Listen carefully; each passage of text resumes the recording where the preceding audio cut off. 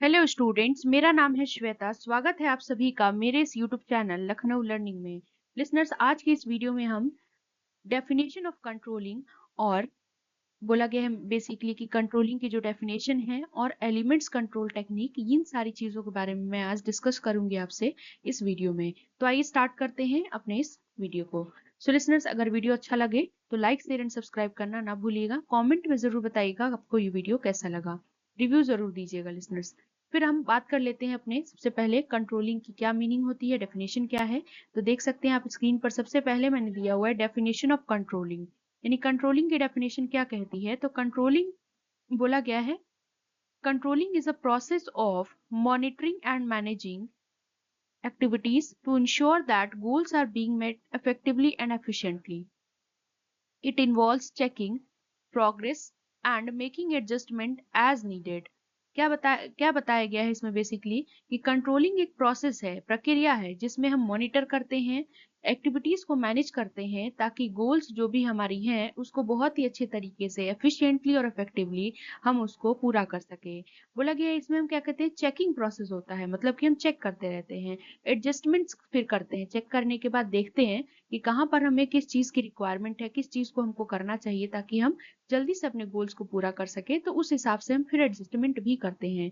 यानी बोला गया एडजस्टमेंट जैसी आवश्यकता होगी वैसी की जाएगी। सो लिसनर्स, ये था डेफिनेशन ऑफ कंट्रोलिंग।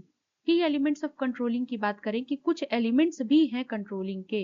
तो कौन कौन से एलिमेंट्स हैं। तो पहला आप सेटिंग स्टैंडर्ड देख सकते हैं।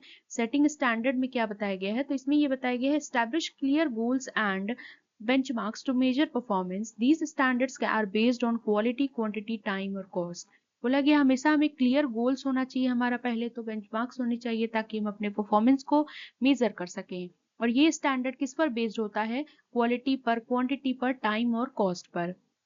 दूसरा पॉइंट हमारा आता है मेजरिंग परफॉर्मेंस। फिर हम हमको क्या करेंगे, स्टैंडर्ड सेट करने के बाद हम परफॉर्मेंस को मेजर करने का काम करते हैं। तो इसमें क्या होता है बेसिकली, तो इसमें हम लिसनर्स क्या करते हैं, collect data on actual performance to see how well activities अलिंग with establish standard.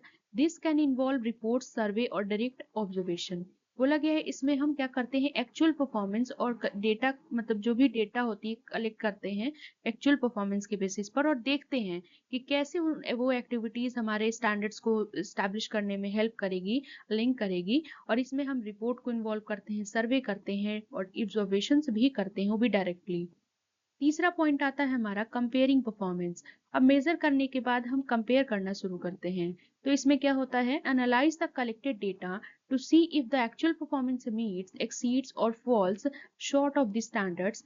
This help identify any gaps. बोला गया हम जो भी डेटा को कलेक्ट किए हैं फिर हम उसको एनालाइज करेंगे, विश्लेषण करेंगे, ये देखने के लिए कि क्या जो हमने एक्चुअल परफॉर्मेंस हमने करी है वो उसमें कुछ चीजें एक्स्ट्रा हुई हैं, हमारी परफॉर्मेंस अच्छी हुई है कि नहीं, एक्सीड की है कि नहीं। अगर कहीं भी कुछ गड़बड़ होती है तो हम उसको फिर सही करेंगे। तो ये जो गैप को आइडेंटिफाई करने में बहुत हेल्प करता है। फिर नेक्स्ट पॉइंट है लिसनर्स, टेकिंग करेक्टिव एक्शंस। फिर हम उस तरीके से फिर हम एक्शंस लेंगे कि भाई कहाँ पर जरूरत है, तो उस तरीके से हम कोई भी करेक्टिव एक्शंस लेंगे। बोला गया है इसमें, if there are discrepancies between expected and actual performance, take steps to address the issues. This could mean adjusting process, providing additional training और रीएलोकेटिंग रिसोर्सेज। बोला गया है कि अगर डिस्क्रिपेंसीज होती है एक्चुअल और एक्सपेक्टेड परफॉर्मेंस में, मतलब पहले आपने जो कोई और आपने जो स्टैंडर्ड सेट कर रखा था आपने कि हमको इतना गोल अचीव कर लेना है, लेकिन एक्चुअल में कुछ और हुआ, मतलब आपने एक्सपेक्ट किया था इतना और एक्चुअल में कुछ और हुआ। फिर आप क्या करेंगे, उस प्रॉब्लम्स को सॉल्व करने के लिए कुछ स्टेप्स लेंगे, उस चीज को सॉल्व करने के लिए स्टेप्स लेंगे। तो इसका मतलब ये है कि आप एडजस्टिंग प्रोसेस आपको अपनाएंगे, एडिशनल ट्रेनिंग देंगे, रिसोर्सेज को एलोकेट करेंगे। फिर आता है हमारा पांचवा पॉइंट लिसनर्स। पांचवा पॉइंट आप देख सकते हैं स्क्रीन पर है, फीडबैक लूप। अब हम फीडबैक की बात करते हैं। तो इसमें क्या आता है कि continuously gather feedback and data to improve future performance and update standard as necessary. मतलब हम हमेशा फीडबैक देते रहेंगे और डेटा देते रहेंगे ताकि हम अपने फ्यूचर की परफॉर्मेंस को इम्प्रूव कर पाएं, और जहां पर भी हमें जरूरत हो वहां पर हम चीजों को अपडेट कर पाएं स्टैंडर्ड के अनुसार। सो लिसनर्स, ये थे आपके कुछ क्या चीज, elements of controlling. I hope ये क्लियर हो गया होगा। वीडियो अच्छे लगे तो लाइक शेयर एंड सब्सक्राइब करना ना भूलिएगा लिसनर्स। अगर आप इस चैनल पर न्यू हैं तो सब्सक्राइब जरूर करें ताकि आपको डेली डेली नोटिफिकेशन मिलते रहेगा हमारे इस वीडियो से रिलेटेड, तो जो भी वीडियोस आएंगी आपको मिलती रहेंगी। आइए बात करते हैं कंट्रोल टेक्निक के बारे में।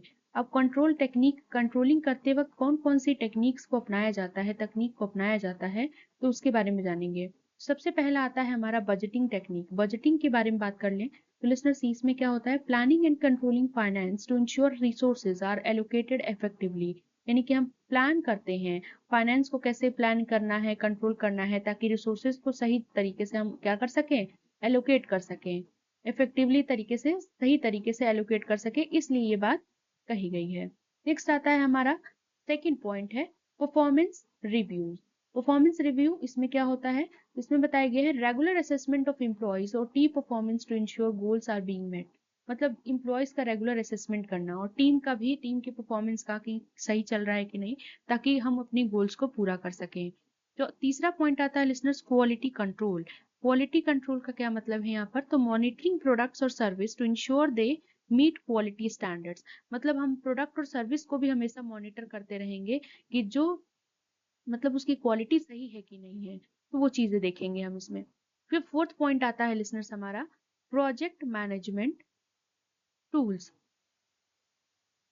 इसमें क्या होता है, तो using software to track progress on project and ensures timelines are met.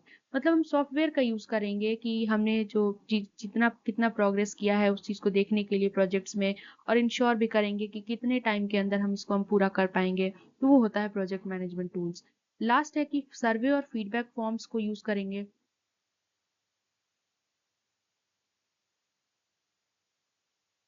इसमें क्या आता है, collecting inputs from stake holders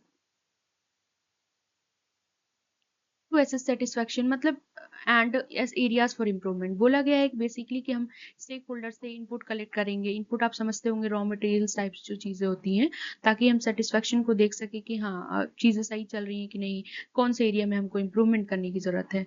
तो एरियाज फॉर इम्प्रूवमेंट भी चेक करेंगे, तब हमें पता चलेगा सारी चीजें। तो लिसनर्स, ये थे, यहाँ पर ये खत्म होता है।